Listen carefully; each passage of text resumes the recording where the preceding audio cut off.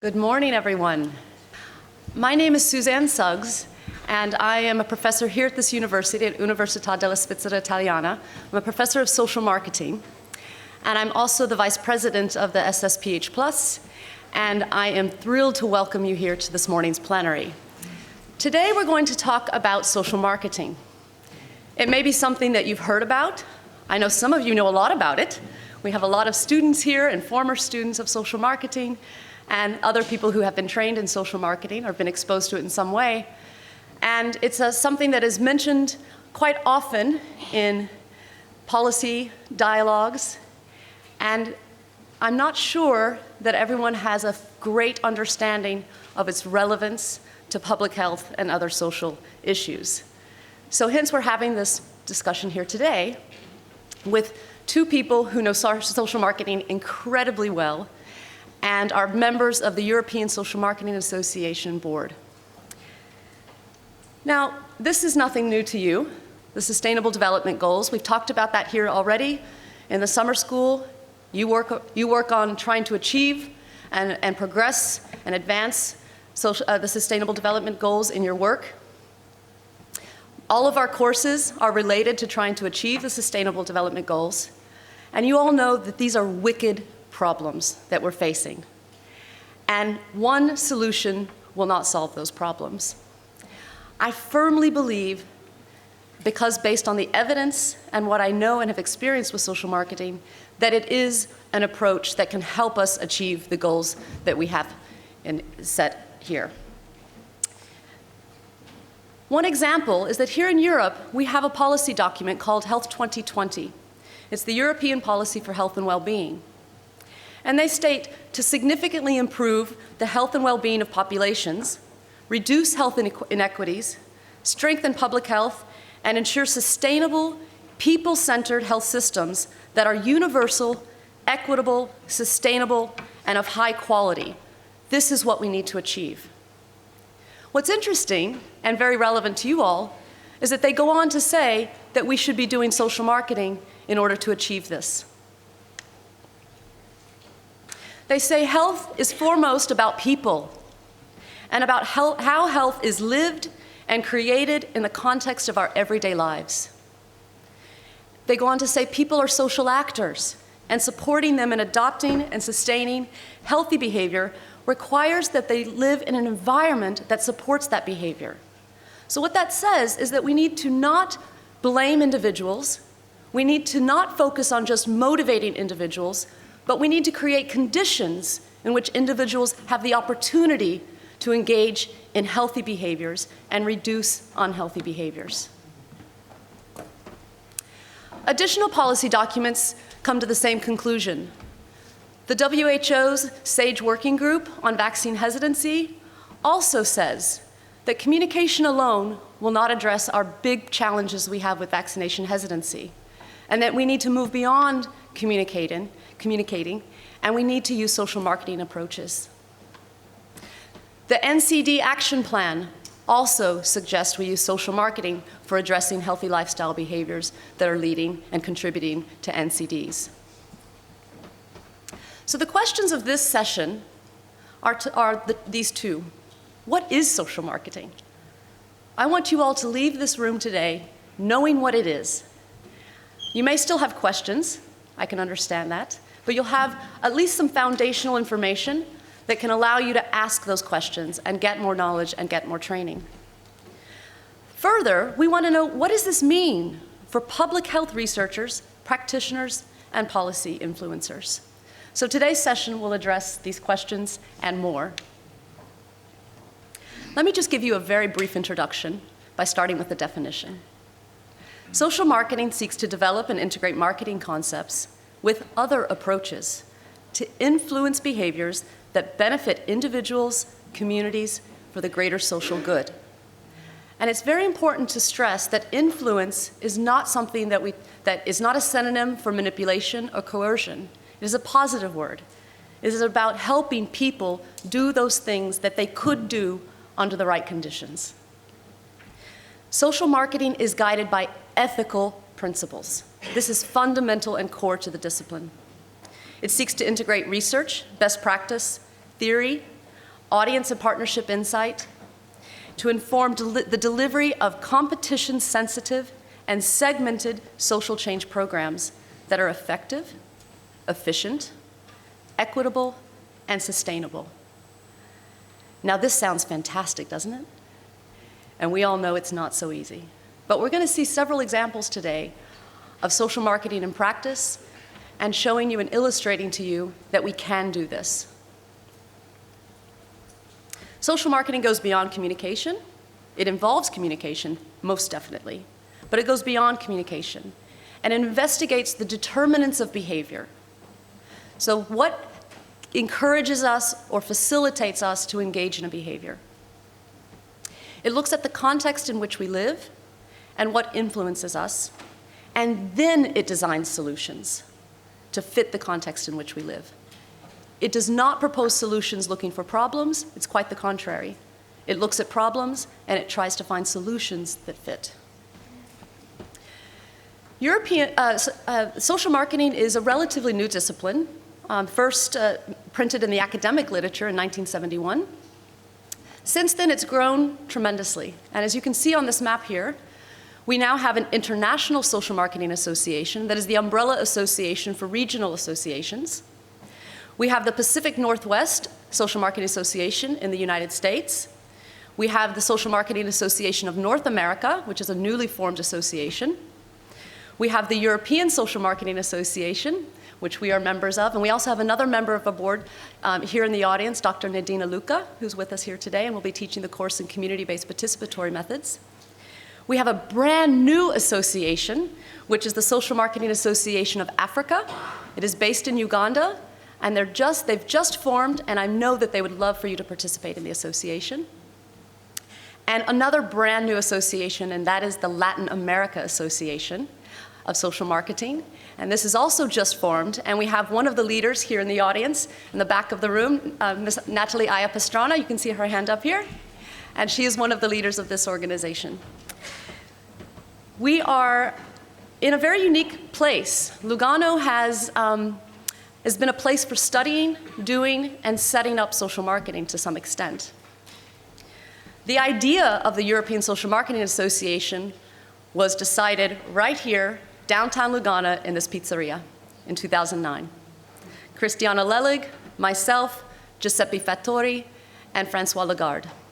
And over an excellent pizza and some excellent wine, we came up with an idea. But it was just an idea. We didn't know if we really needed it or if just the four of us thought we needed it. But we knew some good people around Europe that could help. We called on Jeff French right away. What do you think? Is this something that is needed, or is this something we'd just like to have? And we did a needs assessment across Europe. We all then went to the World Social Marketing Conference in Dublin in 2011. And as you can see here, Christine Domigan on the far side, Julie Hubrechtsen, who is right here in front of you, Christiana Lelig, myself, Giuseppe Fattori, and Professor Jeff French. And we tested the idea further. We wanted to know, does Europe need an association? And we were so overwhelmed in a fantastically positive way. People said, yes, we need a network so people can learn and do social marketing here in Europe. So today you're going to hear from two of these people, Jeff French and Julie Hubrechtsen, who I always butcher her last name, so sorry, Julie, are going to talk to you about social marketing, from theory to practice, and show you some good concrete examples of how you can do social marketing around the world, and social marketing in health departments. So with that said, I'd like to turn it over to Jeff French, who's going to start the plenary. Thank you, Jeff.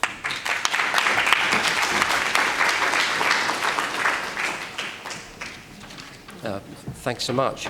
And it's great to be here with you. And I suppose I should start off by saying thanks for inviting the devil. I know I was a public health practitioner, I still am, for about 30 odd years. And then about 20 years ago, I'm that old, I discovered social marketing. And I thought, this is fantastic.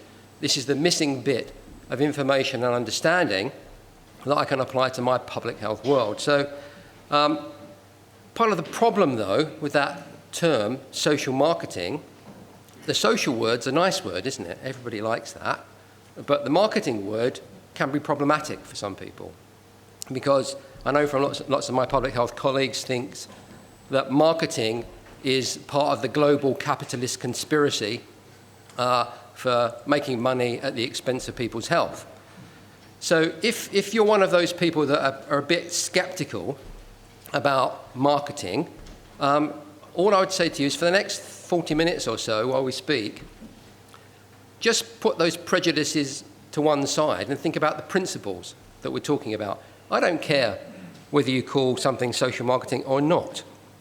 What I care about is using every dollar, pound, yen, euro that we've got to improve public health to the best effect, and in a way that's ethical and engages communities. And if you're interested in that, I suggest that social marketing is something you should learn more about and apply.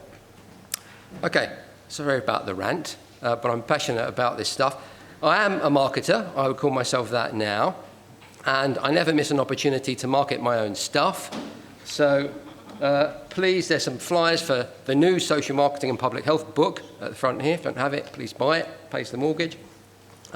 If you're interested in pandemic events, preparedness, management, and post-event, there's a really great guide developed by a big European grant about applying social marketing principles in terms of pandemics. There's also a flyer for this and some other books at the front here. Please take one. Okay, so this is me. If you want to follow me, details are here. I assume that all the slides will be shared with you so you can get these details. I've been told not to look at the screen. This is what I'm going to cover, why I think citizen-driven policy is vital for success, and social marketing is part of that. What is it? I'll go through 6 principles of social marketing that have been internationally endorsed and give you some examples about how you can apply it. So first of all, why? Susanna's already set out some of the reasons why we need to apply social marketing. From my perspective, it's not a choice that you have to engage more with citizens. It's something you have to do or you'll be out of work. Okay? Citizen power is increasing all over the world. We need to respond to that. That's a great achievement, but it poses some challenges for elites, and you could call public health specialists one of those elites that have traditionally said, we're the experts, we understand the problem, we'll come up with the solutions, here is the solution, do what we say. That doesn't work anymore, if it ever did. Okay. There's a tsunami around the world, potentially a real one, coming, but I'm talking about social unrest and dissatisfaction and a sense of pessimism about the future, largely because people are disengaging with their governments and other ruling elites. We need to respond more to what people are saying, to listen to them, empower them, and engage them in co-creation. This is what social marketing is about. There's falling trust around the world. This is from data from my own country. And what you can see, doctors and teachers and some professionals are still fairly well respected, but many people towards the bottom of this list are not. Okay? Professors are still okay, so only 20% of what I say is bullshit. Okay? You can trust the rest. Big frustration if you work with donor agencies, USAID, DFID, and so on around the country, around the world. They get very frustrated with lots of public health programs because we don't know, was the investment a good investment for the funds that we invested? Was there good return on investment? Not just did it work, but was it a good way to spend the money? And even if you don't answer those questions, what did we learn? Often we can't answer these questions. So another fundamental principle, which I'll come back to in social marketing, is rigorous data collection, analysis, and evaluation. Okay, that's part of the social marketing bottom line. Citizens also want to be part of the solution, and they're sending us, if you look at lots of the global data on trends in terms of citizen engagement with governments, they're saying a number of key things to us, the kind of experts in these fields. The first thing they're saying is, I don't believe you. I don't trust you. I want you to listen to me. I'm in control now. Your job is to help me solve the problems. It's not your job to solve the problem. Your job is to work with others and citizens to solve the problem. Okay. Example. If you introduce legislation to make people wear seatbelts, it's a very effective public health intervention. Back it up by law, even better. The trouble is, this is a picture I took last year in Turkey. There's a law, and it has been for a long time in Turkey, that you'll wear your seatbelt. Nobody wears their seatbelt, okay, because they don't trust the advice that they're being given by people. They actually go to the market and buy a little click to put into their, this is a taxi driver who drove me, into the seatbelt holder to stop the car bleeping at them, okay, because they haven't put it on. Okay. This happens all over the world. The legislation alone is not enough. We need to engage and involve people. We need legislation that is backed by popular consent. Okay. Information, as Susanna has already said, is not enough. What percentage do you think of people actually change their lifestyle once they've had a significant coronary event? Okay? Not many. Okay? You need to understand it's more than just telling them you need to eat more healthy or take some exercise. So in the past, we've often operated in this kind of paradigm. Give people information, their attitudes will change, their behavior will change. And we know this doesn't work in most situations. Okay, it's not about telling and selling stuff to people. It's not about finding the killer message or the phrase or raising awareness. That will get you so far, it's not going to solve the problem. Okay? Over the last 20, 30 years, there's been lots of new data and research coming through about other ways to influence people. And I think we've got a really good toolbox now for doing that. And most of those principles are applied in social marketing. This is what we know works. Okay? You base your policy interventions, your public health interventions on what people value. You have sustained and systemic interventions based on long-running programs. You have clear aims and objectives which are measurable in terms of behavior change. You back it up by data, epidemiology, but also insight data. Insight data is about what people are thinking, why they do things, why they don't. Co-production and delivery, engaging a broad selection of people and organizations in finding solutions. This is social marketing. Okay, so what is social marketing? What are the kind of key principles? The first and most important principle is create value for people. Create social value personally, but also collectively. We have to find out what that is, and then we can think about how we can actually deliver it. And there are many, I won't go into this slide, it's there, you can look at it later. There are many dimensions of value that we can develop and use to influence people and organizations and communities to adopt and sustain healthy public behavior. This is a case study example. Okay? As you know, and if you've ever been to the UK or looked at the data, we are some of the best alcohol consumers in the world. Okay? And on a Friday, Saturday, Sunday, Monday, Tuesday, Wednesday, Thursday evening, if you go out into the city centre of most UK towns, you see quite a few drunken people. Most people have gone out and drunk alcohol and had a great time, no problem. But there's a small minority of people that do have big problems. This was a program aimed at women specifically. The problem was developed by the police, and the problem was women falling over when they've drunk too much. They bang their head or break their wrist. It takes 2 police officers to look after them. An ambulance crew has to come, take them to the hospital, treat them. This is an expensive, resource-intensive process. So we want to stop these women ending up in an accident and an emergency department. How do we do that?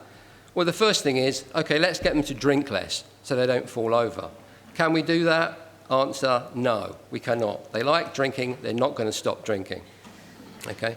Second, okay, look at this. Observationally, one of the other reasons that they fall over is that they wear totally inappropriate footwear, okay, which is inherently unstable. So can we get them to go out wearing flat shoes? That would help. Answer, no. We like wearing our high heel shoes, they make us feel good, etc.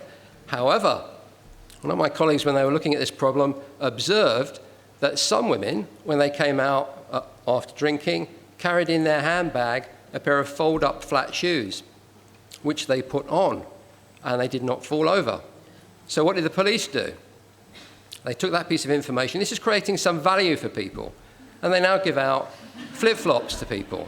It stops them falling over, okay? It creates a better relationship between the police and the people that are coming out, and it spreads socially. People think, this is a good idea, but these flip-flops are a bit cheap and a bit big for my handbag. I'll go buy myself a pair of flat shoes to carry out with me. Result, not only is this a very effective program, they only need to stop 2 women a year falling over for the program to pay for itself. It creates a better social dynamic and relationship between the police and people that go out drinking. It reduces fights. They also give people lollipops, little bits of candy on a stick. Do you know why they might do that? It's basically to shut them up, okay? Because when they get drunk, lots of arguments. Or this, if they're sucking a lollipop, they don't do that. But they value it, okay? We didn't tell them, bad people, stop drinking, don't wear those shoes.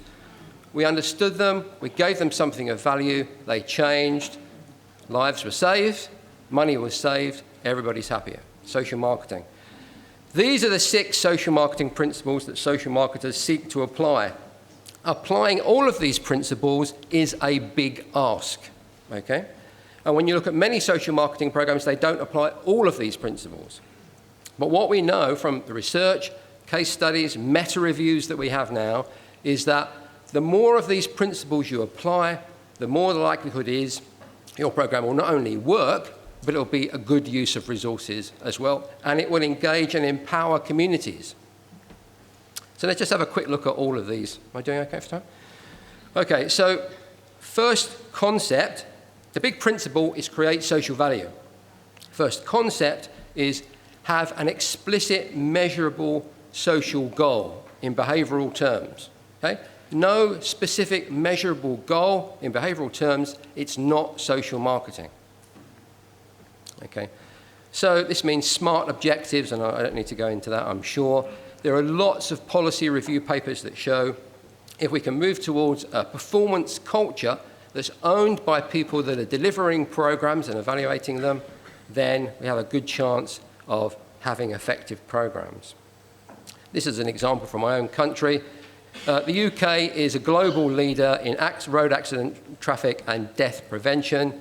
It's been using an explicitly social marketing approach for the last 12 years, big reductions, okay? Big cost savings. Second concept, citizen orientation and focus, putting a lot more effort into understanding and working with citizens to understand problems and come up with solutions. Can we try this video now? Is that possible?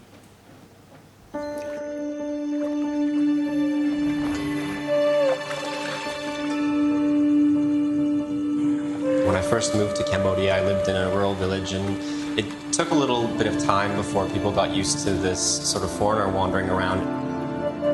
Initially, I was here to search for a remedy to a problem: anemia, caused by a lack of iron in the blood. It causes dizziness and weakness.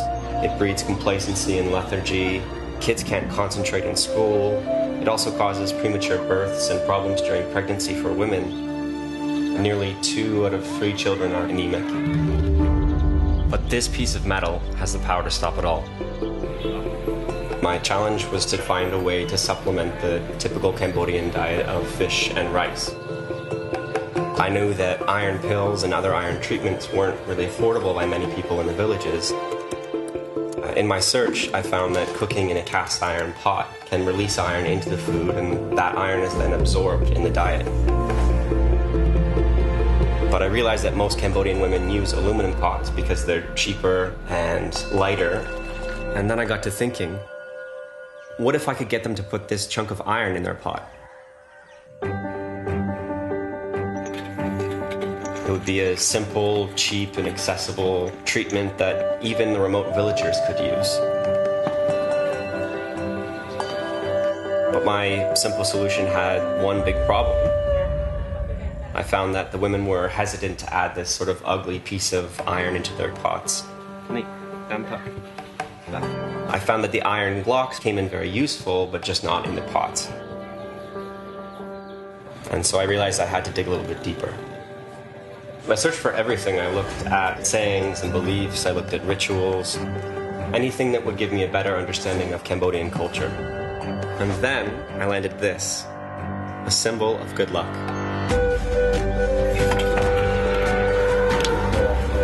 I think I was a little bit shocked when I found out how positive the findings were. the test areas, anemia has pretty much disappeared altogether, which is absolutely astounding. It was far exceeded what we had expected. We're hoping that this little fish holds the key to treating anemia across the region and beyond.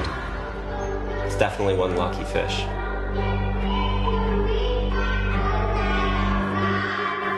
This is an example of understanding people using semiotics and anthropological research to come up with an intervention that they will work with and run with. Third concept, competition, barrier analysis, and asset analysis. It's not enough in social marketing just to develop interventions that are based on good insight and will deliver, because there's always somebody or organizations usually pushing back in a different direction. Tobacco companies encouraging young people to take up smoking and so on. So part of social marketing is also developing competition understanding and competition strategy. How can you, in the case of the tobacco industry, how can we cut the legs off the tobacco industry? Okay, is also part of the strategy. Not just how can we encourage people not to smoke or remain non-smokers. It's also about asset analysis. So this competition is massive. It's also about asset analysis, about reaching out beyond our traditional partners to engage with people and organizations from the private sector, the NGO sector, the third sector, to develop interventions that use all the assets that we have, including community assets, individual leaders and faith groups, etc., etc. Fourth concept, using as much data as we can. If any of you have ever watched the TV series Mad Men, people think, oh, that's marketing. Some slick people get in a room together, come up with a magnificent idea or killer phrase, and that's what marketing is. No, no, no. Okay? We are data-obsessed people. We want data and understanding and theory and insight. That's what drives. The interventions come afterwards. The data drives everything. Okay. Example, in my country and many other developed countries, we need to understand, if we want people to eat more healthy and maybe eat a bit less, we need to understand what food is. Food, for most developed countries now, is not fuel in people's minds. What is it? Well, in a family context, it's love. That's what food is. So if we're going to talk about food and changing people's attitudes towards it, that's what we need to understand and tap into. Segmentation is also really important. Segmentation in social marketing goes beyond traditional public health targeting, where we use epidemiological data to understand. This also involves understanding about what people think, why they do things, why they don't. Example, this is traditional demographic data. Let me guess who this is. It's not me. It's Prince Charles. But it's also Ozzy Osbourne if you're a heavy metal fan. They share the same demographics, but if you wanted to influence them, I would suggest you'd need different tactics. Okay, you'd need to understand what was going on. So segmentation has all these traditional public health variables, demographics, geographics, and behavioral, but also what we call psychographics, understanding people's moods, motivations, and so on. Fifth concept, nearly there, value proposition delivery via an intervention mix. So we have to find something that's valuable to people, and then usually there isn't one solution. There's usually a mix of interventions that we have to deliver continuously over time. Okay. This is a nice example from Bologna in Italy. Anybody from Bologna in Italy here? Check this one out. This is called a program called Bella Mossa, which I think roughly translates to good job or well done or something. And what they do, they have a big problem in Bologna, like many cities, of too much traffic congestion. So what they developed is this program. It's basically an app-based program. You register with it. And if you walk in, cycle in, or take public transport into the city, you rack up points.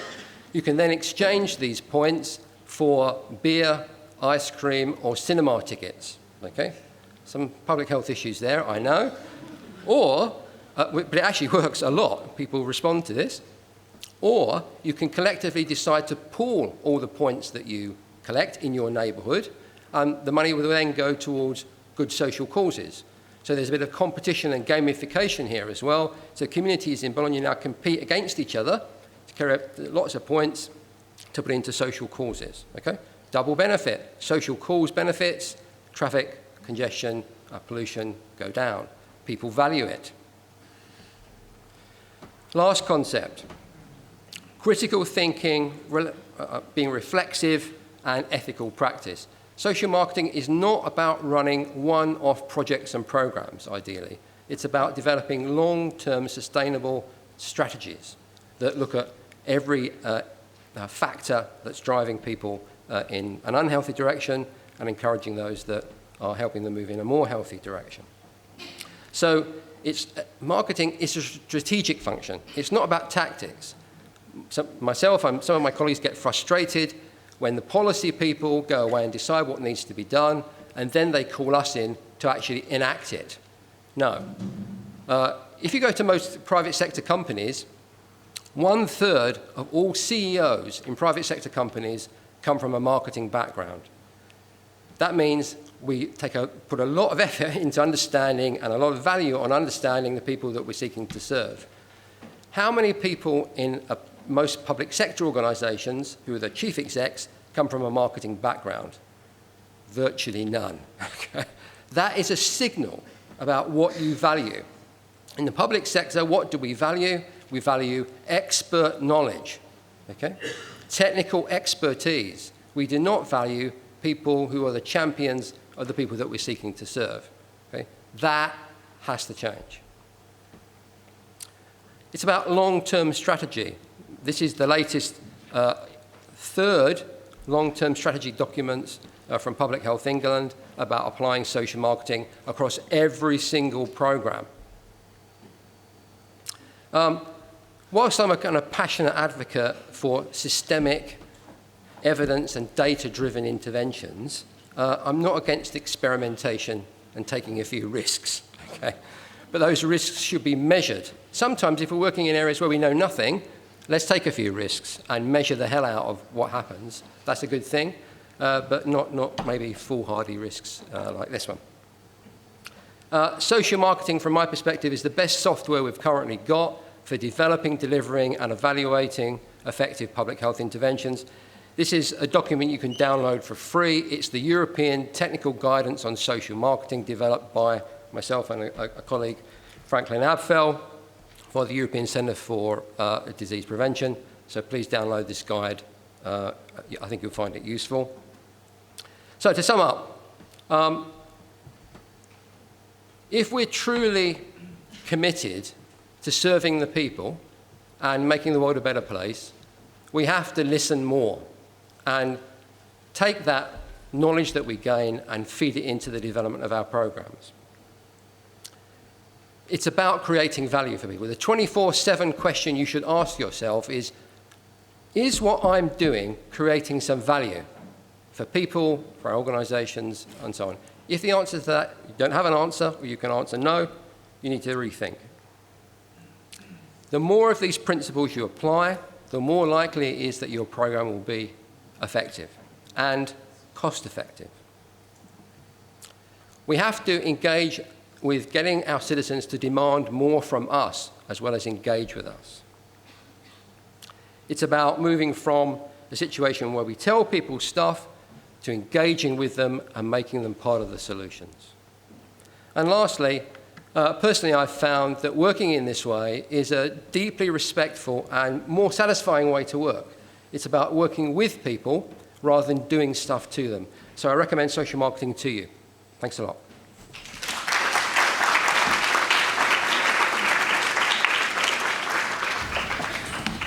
Hi, everybody. I'm Julie Huybrechtse, never mind. Julie is good enough for me. I'm actually from the Netherlands. I've met Jeff, I think, 10 years ago, Suzanne, 9 years ago, and I've been working with them. And we're at the board of a Social Marketing Association, the European one, and I'm very delighted to be invited here, so thank you. I'm actually mostly a practitioner. I work with professionals in safety, in health, for environmental issues.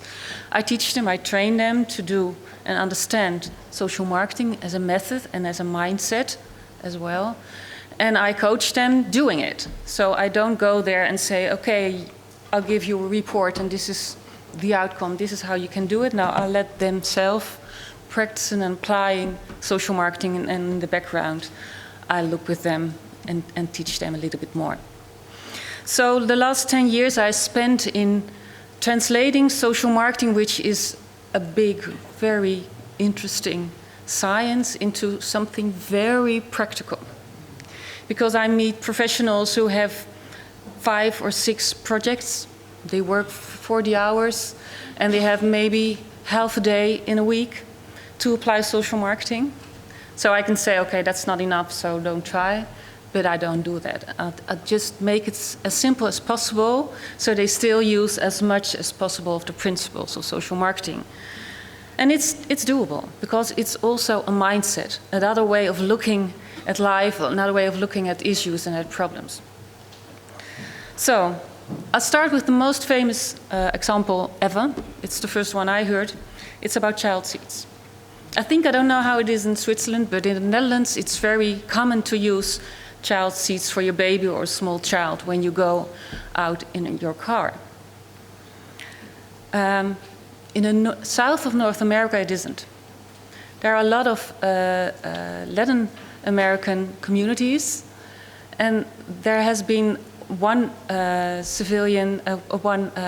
person with the government constantly trying to convince them to use child seats. But he didn't succeed for 20 years. At last, he asked social marketers who are a long time in America already, please help me, I don't know what to do anymore. So they went to the communities and they simply talked to them. They listened. And the first question they asked was not, why don't you use the child seats? It was, tell me a bit more about yourself, about your life, what drives you, what makes you tick. And later on in the conversation, they also addressed the child seats.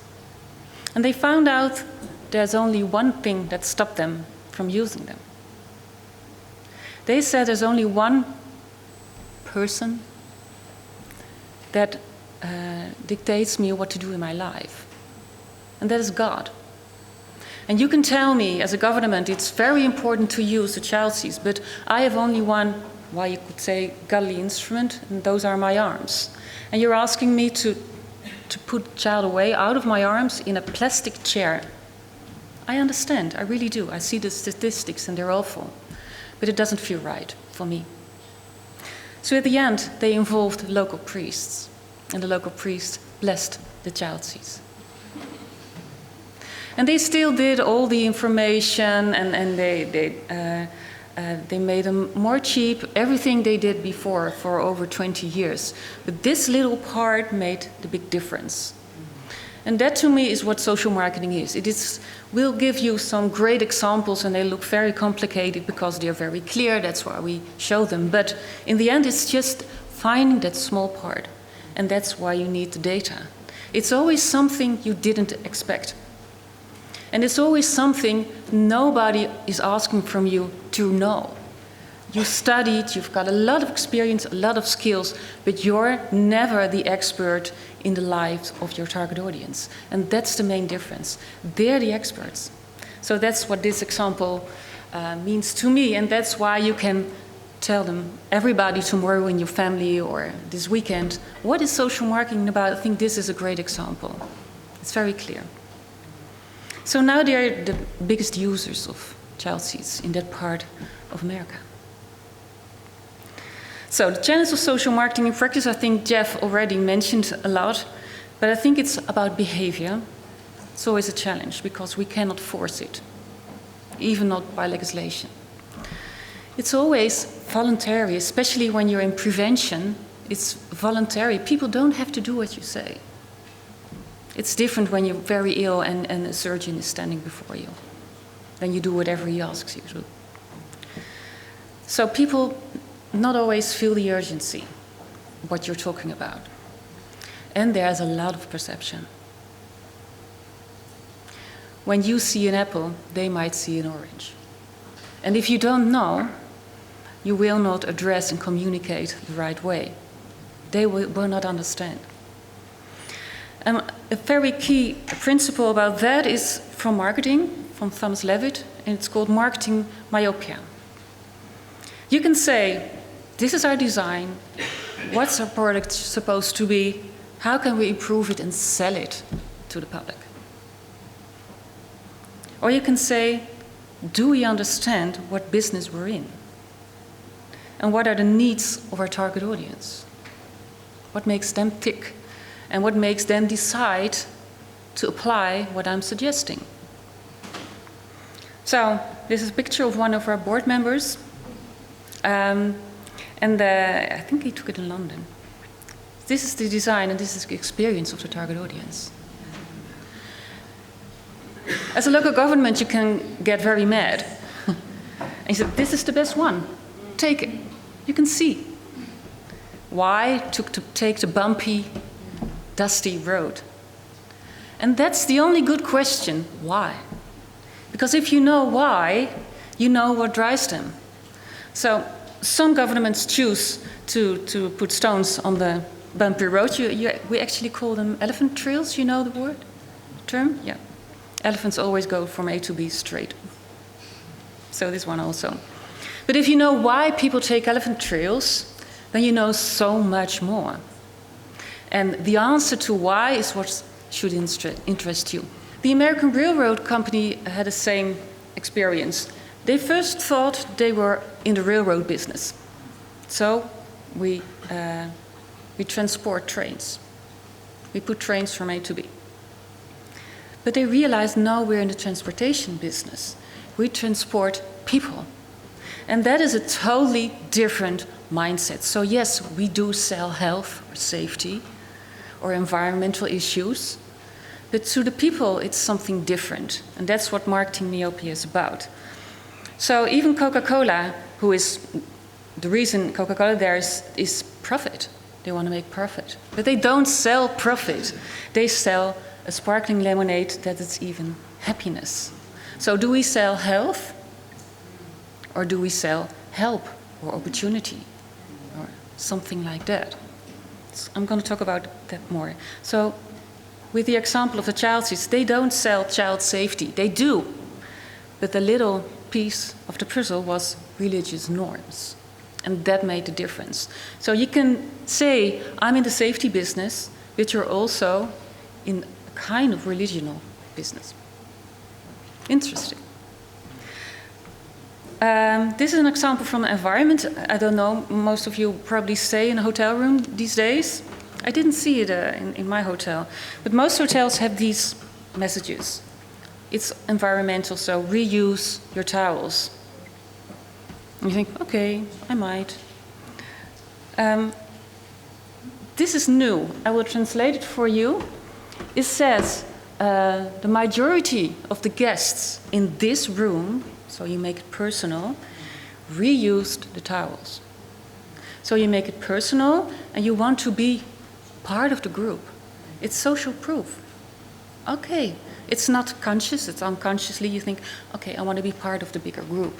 So you reuse. This works much better. So it's also changing your message. So to get down to social marketing, to make it really, really practical, it's about people, it's about behavior, and it's about exchange. And I'm going into that a bit more. So people, it's about what Jeff would say, it's about gathering insights. So as a professional, you're insight driven.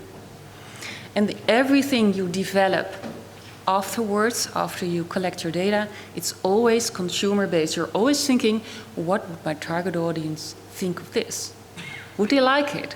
Would this be of value to them?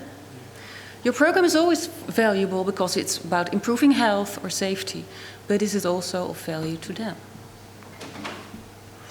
And you will end up realizing, I finally found something I didn't know I was looking for. I think that's a symbol of deep insights. And the competence is this. I actually found out this is Doug, who is a very bad listener, but I'm not a Doug expert. But I like it because his face is like this, and this is what we tend to. Okay, I'm about safety, I'm going to ask people about safety. but you really want to know about their lives, like I told you with the example of the child seats. And most of the times when you do that, the most valuable data comes from this part. Not from only asking about safety or health, but this is about their lives. And this is what makes them decide whether they will take up your suggestions or not. So listen with an open mind and be truly, sincerely curious. When you do, you end up with interventions that are, in the eyes of your target audience, valuable, useful, doable, very important. In their eyes, we can think cycling is easy. I mean, I'm from the Netherlands, cycling is easy, right? But it should also be attractive, appealing, and better than the competition. So this is like a small checklist for you. And don't decide for yourself, let your target audience decide if this is true. So I told you about this one. And this might be true in the eyes of the customers, and you can tell them otherwise, but it's still true in their eyes. This is what drives them, so take that very seriously. An example, in the Netherlands, I did a project with a municipal health service, and they wanted children to check up better for ticks. And they figured we need to translate the information how to examine yourself even better, or maybe in a more childish way or something like that. And they already had nice things made up, but they thought, no, okay. First do social marketing, they had been in a training. And they started talking with children in the woods, children on playgrounds, in schools, with their parents. And they found out everybody who really checked well was living in the woods. So they found the only barrier was everybody thought ticks fall out of trees. So they end up making a website. It says, we vallen niet uit bomen.nl. It translates, we don't fall out of trees.nl. And that was the only intervention they did. And that helped. It was only the perception, ticks fall out of trees, but they come out of the grass everywhere. So sometimes you need to look at life from a different perspective. So be that seagull. And you don't have to feel alone. A lot more of your colleagues are turning around these days. So you'll be good. It's really key to understand the setting, the daily work or daily life setting of your target audience, TA's target audience.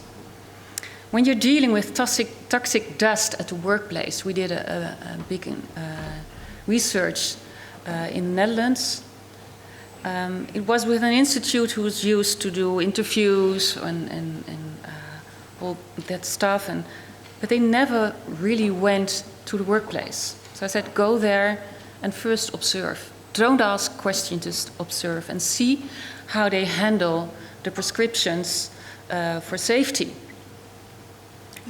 And at the end they found out it's always the small quick jobs that are dangerous, because you think, okay, it's just 1 minute job, I don't need my mask, I don't need my gloves. And that's when they were endangered.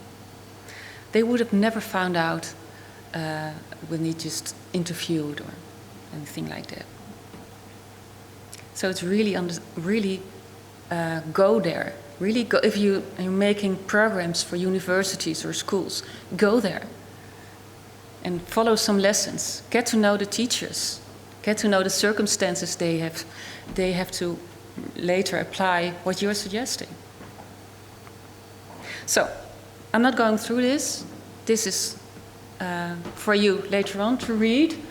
But I want to emphasize, treat your target audience as the expert.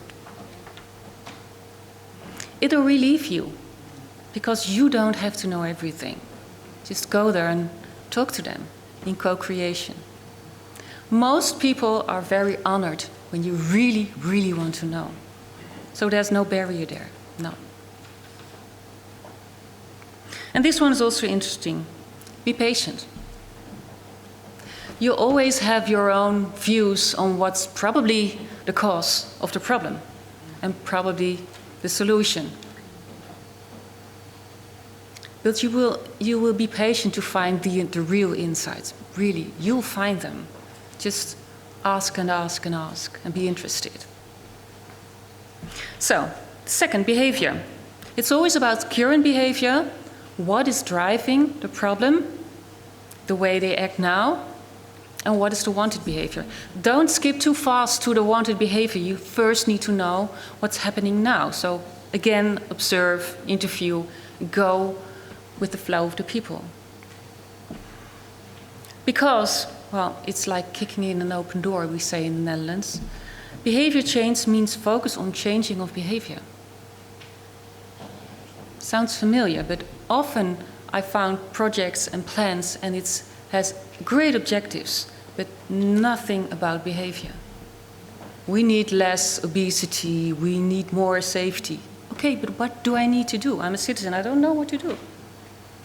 Eat healthier, yeah, okay, but what do I need to do?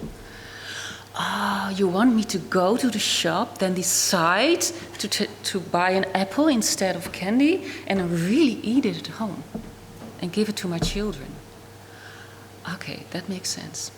Eat healthier doesn't help me as a citizen. So, when you have a problem, or you see a problem, really know what is the underlying behavior. Then you can move on and collect data about that. So you need an objective, current behavior, then, and that's mostly halfway your project, you can define your wanted behavior. You mix it, merge it with the daily reality of your target audience, and then you can make an explicit behavior goal and find the barriers and everything you need to know. So from the child seats, you can read it later, you could make something up like this. Sometimes it's even like making a movie or a screenplay. First this, then this, then this. This is the setting, these are the actors, this is what they need to do, these are the barriers, these are the benefits. And at the end, they end up with local priests, less the car seats. So they had patience too. So, about behavior. It's very important to be consumer-based, but always set a wanted behavior that's doable in their view. And if it's not doable, make it. Make it doable for them. If you want them to cycle, teach them and make paths to cycle.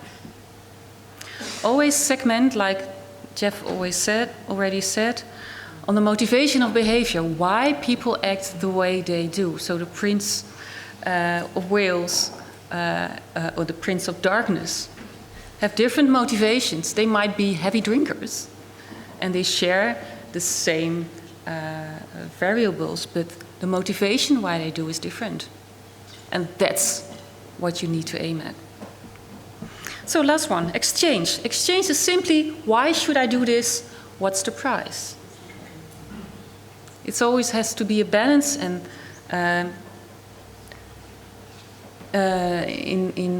you don't want the costs to be too heavy. You want the benefits to outweigh. And you have short and long-term costs, and real and perceived. Again, you can say these are the real costs, but if they perceive different costs, you also have to address them too. This is in The Hague, in the Netherlands, and it's a detour. And if you look down, you see the detour is 3 minutes, but you always also lose 22 kilocalories. So this is also a kind of marketing myopia, turning a problem into an opportunity. A detour becomes a chance to lose some calories. This works. It's also a bit of humor. It's nice. People liked it, and they did, without complaining. This is, for me, at the heart of social marketing in practice. If you can fill in this, you do a very good job. It's about current behavior and wanted behavior and the benefits and barriers. I think we're always used to really know about what are the barriers of the not wanted behavior and what are the benefits of the wanted behavior. We're very good at that in public health. But most interesting is this. Because here you find why they do as they do now. That's the motivation. And that's your competition as well. So social marketers are especially interested in that one. So, perspective of drunk drivers. They say barriers of drunk driving are these. And the benefits are these. And these end up in campaigns like this. They're also negative. I don't like, most of the times negative don't work. Or even these ones. I don't like it. So if you turn it around and you ask drunk drivers themselves, they say, hey, I don't want to be the sucker with a glass of water. I want to be a part of the fun. And I'm cool, I'm capable to drive myself home no matter what. Hey, I'm young. So these insights, they led to this campaign. I don't know if anyone knows it. Bob, a designated driver. She's the one who drinks the water all evening, and she's the one who's bringing their friends back home safely. She's the hero bringing their friends back home safely. She's not a sucker with a glass of water. She's even kind of crowned with the Bob symbol. This works for 15 years perfectly. So the last principle is you can focus on products, you can focus on services, and you can tell the actual value. This is what it's about, this is what you're going to do, this is what you're going to get out of this program. But what's the core value? What's in our heart? We're used to science and tell everybody this is the best thing to do. So if you see this one, in commercial marketing, they wouldn't say this is just a car. This is a way of life. This is a feeling. This is youth.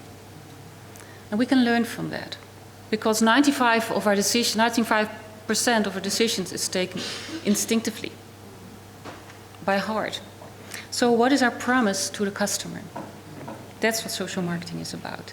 But that's based on the value of your customers. So in the factory, we make cosmetics. In the shop, we sell hope. Well, I think we can really deliver hope, not just a pot of cream. So, what do we sell here? I'll finish with a little quiz. What did we sell here? Speak up. A touch of God. That's a nice one. Do you agree? It is. It's religious values.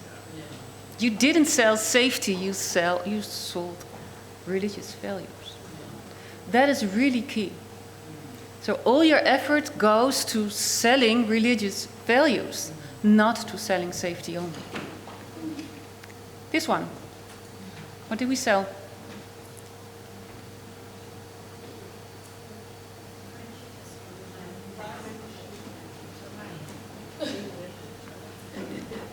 I call it this, but you can call it anything. It's an excuse. Yeah, I'll stop. Last one. What did we sell here? Sorry. What'd you say? Good shapes. Good shapes, yeah. Yeah. All good. All good. I call it this, but it's good. So, you read this later on. There are some tips on exchange. Be aware of your own values. Don't let them dominate. It's very important. These are some tips about the uptake of social marketing you can go through later. The last one I will stress to you, it's 10% rule. If you want to take up the applying of social marketing, go to your senior manager. If he's hesitating, say, just give me 10% of the budget or of my time, and I first investigate my target audience, and I come back to you. And I can tell you if it's really worth trying or not. So you won't lose 100%, but just 10% if it's not worthy. It's a really good rule. So this is it. Thank you for your attention.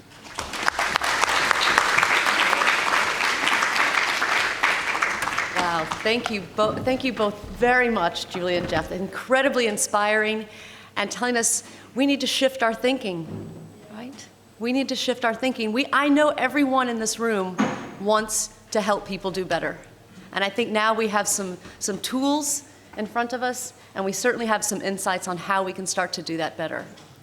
So with that, I'd like to open the floor for question and answers, questions and dialogue, discussion for Jeff and Julie. So if you have a question, just raise your hand, or if you have a comment. We have a microphone going around over here, and I've got one here. I'll come to you if you have a question or a comment. Anyone? I just wanted to ask, how does the process of integrating social marketing actually work? If you know there's a government project, and I think that would make sense. How do you do for example, preliminary research? What project could work?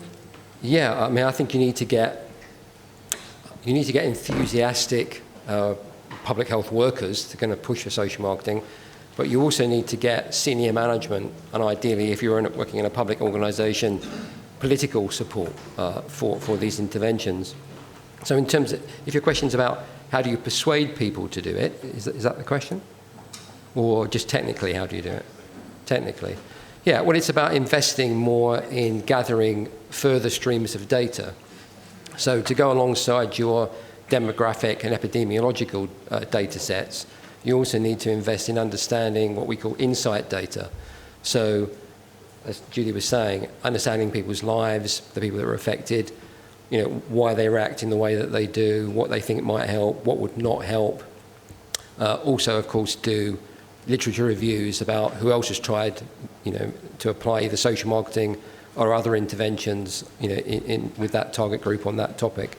So it's about a bigger data gathering exercise, and then a synthesis of that. It's also looking at data with another mindset, with a mindset of really wanting to understand behavior. Yeah. And that sounds very familiar, but often we don't do that. We're just looking for determinants of health, but not determinants of behavior. Yeah, and as Julie was saying, I think one of the biggest traps, and it's an easy trap to fall into, is to carry into any development phase of a program your own prejudices or history about what's worked in the past. I find this a lot with public health people. One of the two classic tools of public health are information and awareness raising and legislation. Why? Because in the past they've worked quite well on many issues. They're powerful tools. The law and information communication, powerful tools. And so we often just default to those. We know that, we understand it, we know how to do it. Let's do that as a solution. And that's a big problem, because you're carrying in solutions to problems. And the trick, the mindset, I think, is to be agnostic and actively resist thinking about interventions until you've really analysed and understand the data. Be patient and sit in your hands, exactly. and listen. Good morning, everybody. My name is Adela. I'm from Bosnia and Herzegovina, and I want to agree with you that it's the word marketing is something that it's very problematic in this social approach to selling the ideas and the solutions to people. We are not selling the products for profit, but we are selling solutions for better health and better public health, actually. Did you consider how to change that word in some better word, that it can be much more acceptable by the people and the governments and every other stakeholders that cannot understand it in a good way? Because for me, it's a social approach, it's a social, I don't know how to call it, we can invent another word, but marketing can be a problematic, but even if it's very effective and efficient, it can be True. better. Yeah. Maybe in the next forum we can we were thinking about that, I think, 20, 30, 40 years, but still didn't come up with a better term. Yeah, really. Yeah, but you're right. Yeah. And I wanted to ask about, firstly, I've heard about guerrilla marketing when I was younger, and that was the first thing that I've heard, that it's catched my attention because it was something different than the marketing that I knew before. And it's part of the social marketing as well, isn't that right? is it used for the profit or is it used for the public campaigns and Social changing marketing. behavior? Guerrilla marketing in the term of the both. social? Both of them. Both. Okay. Thank you. Just a word about the word marketing.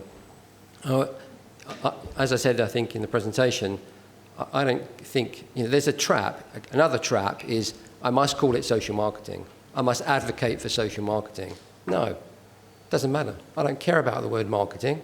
What I care about is applying evidence-based principles. That's what we need to do.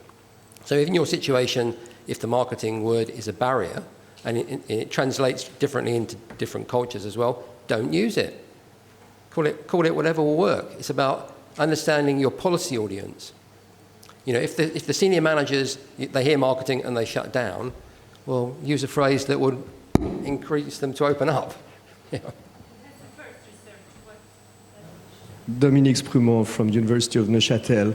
Thank you very, very much for your presentation. I enjoyed it. I think you did a very good marketing, and I do hope that next year there will be a course on social marketing that you will be providing. I have a question about the impact of what you are doing on this population. I am totally in line with what you're doing. As a lawyer, I'm giving a course which is called Better Health Faster. If you want to come and follow it, you're welcome. Because we teach how to translate the social marketing into the law, because many of the things that we have seen are not effective if they are not sustained, and they are not sustained if they are not covered by the law.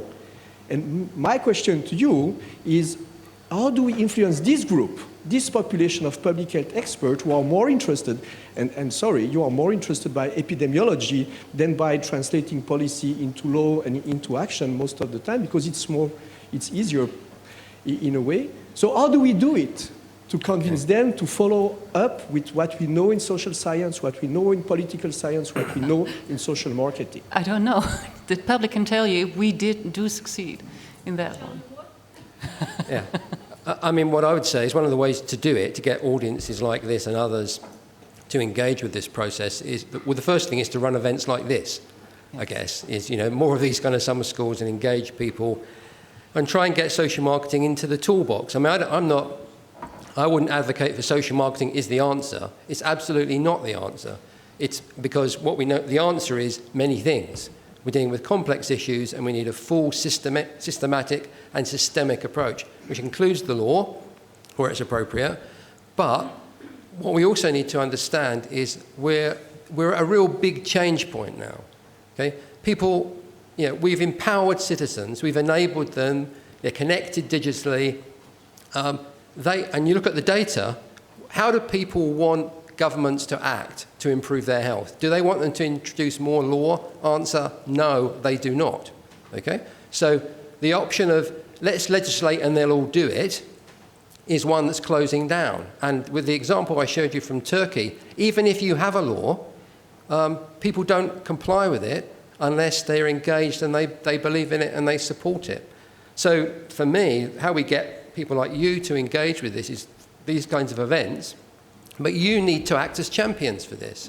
Your job is not just to understand the problem and describe that problem to people. Your challenge as public health officials is to have that data for sure, that's what you bring to the table, but then apply what we know works. And more importantly, stop what doesn't work. You think about your own practice and where you work. There's programs going on that you know about that are an absolute waste of time and money. Our job is to shut those things down. So this is not all about being nice and friendly.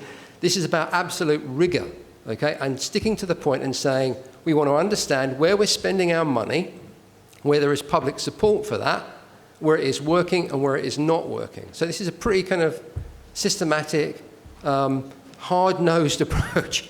If you're a marketing person, you work in a private company, and your campaign does not work, you get the sack, okay? It's pretty tough. So we need to be rigorous as well. I worked in Rotterdam, a big harbor in the Netherlands, and my senior manager urged me to implement social marketing when we were in a big financial crisis. Just because he wanted to be more effective. Yeah, okay. If you're people like, just to add to that, money is really important, and many places money is short and is tightening up. and therefore social marketing can help you with making sure there's best to spend. If you've got loads of money to spend, just spray and pray. Run loads of campaigns, information and awareness. You can spend big like Coca-Cola on awareness raising. That will, that certainly will have an impact. But most of us don't have the luxury of that. Thank you so much. I joined the rest of the guys to appreciate the presentations. They're so beautiful and very insightful. My take is that, we are invading an area which is segmented already. The academia produces doctors, produces lawyers, and marketing is a special field on its own. We are in a segmented world. My suggestion to this topic, I suggest that maybe we make social marketing as a cross-cutting thing in such a way that when we are, for example, I'm taking global health, social marketing should be part and parcel of global health. I'm pursuing law. Social marketing should be part and parcel of law. So social marketing should be one of the cross-cutting themes, not a stand-alone field. Absolutely. Because the world is already segmented, Absolutely. and we cannot achieve if we are pursuing people who are already, in different segmentation, working in silos. But if it is part and parcel of the disciplines, we graduate people and send them to the working world with the social marketing skills embedded in them. Yeah, we Thank agree. you. We agree. I sometimes dare to call social marketing the mother of all behavior influencing techniques because it's so thorough. If you do that, whatever you're using afterwards, like nudge or behavior communication or whatever, start with social marketing, you'll always be good. Yeah. Thank you. Yeah, absolutely. It's not about, competition, like this is better than that. No. It's about marketing as a discipline is a trans-theoretical discipline. It takes, information, design, social psychology, anthropology, all of these data sets and understanding used, because it would be crazy not to use them, wouldn't it? The trouble is, as you say, we still teach people in silos. So I'm a designer, I'm an anthropologist, I'm a doctor, I'm a, whatever. But our job, particularly in public health, I think, which is also, or should be, a transdisciplinary field, is to draw in all this information. So if something works somewhere, we understand it's something we can add into our toolbox, let's have it, and try and break down these barriers. More events like this where we bring people together from different disciplines. And one other tip, and I think it's in Julie's list, is if you're designing a really good, hopefully effective program, one of the best things you can do is make sure that you've got a good range of people from different disciplines in the room. So don't go and ask 3 behavioural psychologists to come in and advise you, because you'll get or a lawyer or whoever. You need anthropologist, a biologist, a sociologist, a psychologist, a designer, a marketing person. Get a mix of insights, bring them together, is what I would say. Yeah. Hi, my name is Luciano Rugia, Institute of Social and Preventive Medicine, University of Bern. You have some industries, like the tobacco industry, that is coming in with a lot of marketing and huge means. Call it social marketing or whatever. But social media marketing, do you have any examples how to use social marketing to counter the marketing of industries like the tobacco industry? I'll send it to you as well. It's called the Truth Campaign. It's an American campaign. And it's also an example of marketing myopia where they say you have different segments for youngsters to take up smoking. They smoke because they want to be a part of the group, or they smoke because they want to be rebellion. And those are 2 different insights, 2 different target groups, and different campaigns you need for them. And the Truth Campaign did that with being rebellion. And they say, why would be rebellion to your teachers or your parents, be rebellion to the industry of smoking, and focuses on that. So they did all kind of projects where youngsters themselves put out that message, get it across. For we are dummies that we spend our money for the CEOs of those companies to get even richer. I'll send it out with my slides too. It's nice. It's a really, is and still going on, a really powerful campaign. Since Literally, 2000. you get groups of young people to go and stand outside tobacco headquarters saying, stop this terrible work you're doing, you're recruiting us. So it's about attacking those kind of companies.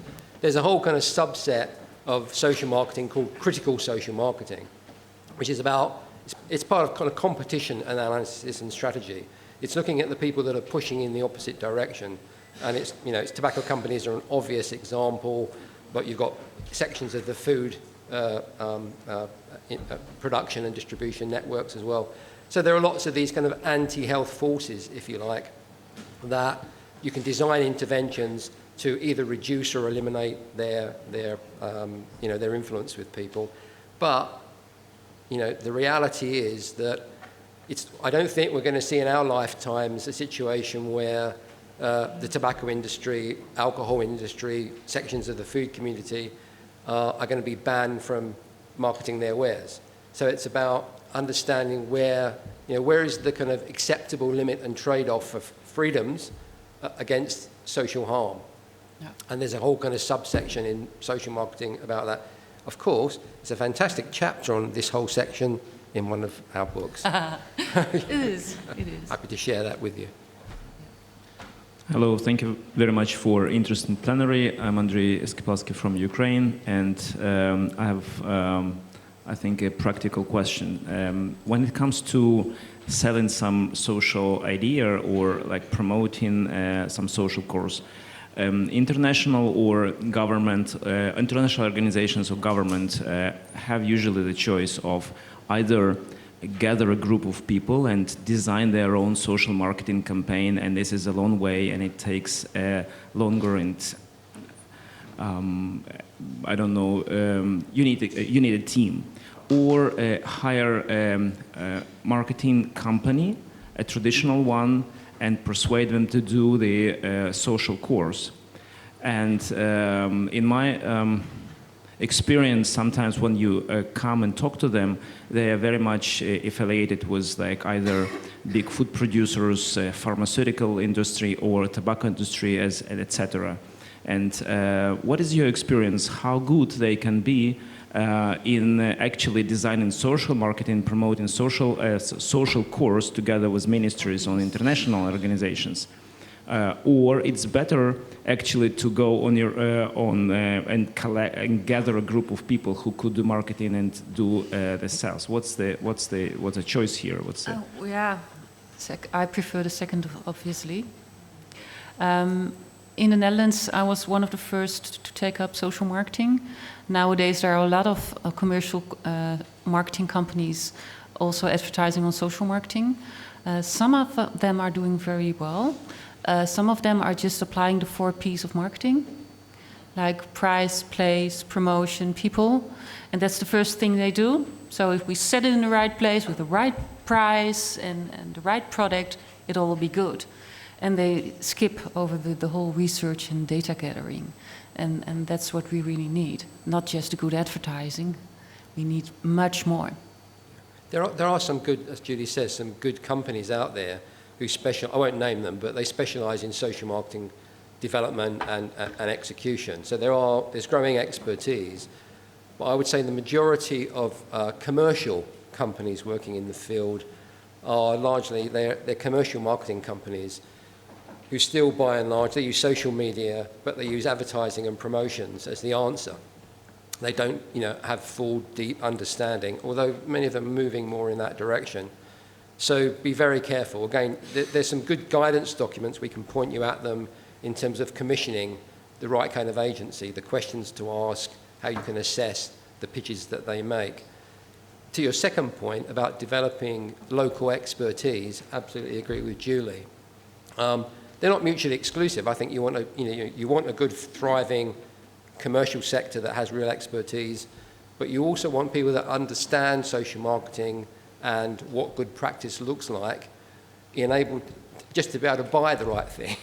So, public health institutions and across government, not just public health, many other government departments as well, need to start to develop their own internal expertise, even if they're going to buy in the actual execution from others, because otherwise you get sold stuff that is probably not going to be as good as it should be. It will be actually interesting to give an assignment to both of them and see what comes up and what works best. Yeah. Will be interesting. So thank you very much for this discussion and dialogue. I am pleased to say that it doesn't have to stop here. We have a coffee break coming in a few minutes where Jeff and Julie will stay around and be very open to discussions and the questions and comments that you have. If you have specific questions about the work that you're doing in your own country, ask. They're here as a resource. With that said, I want to thank you very much for coming this morning, and I wish you all a fantastic day in the courses that you're following. Those of you who are guests here for just the plenary, thank you very, very much for coming, and wish you a wonderful afternoon.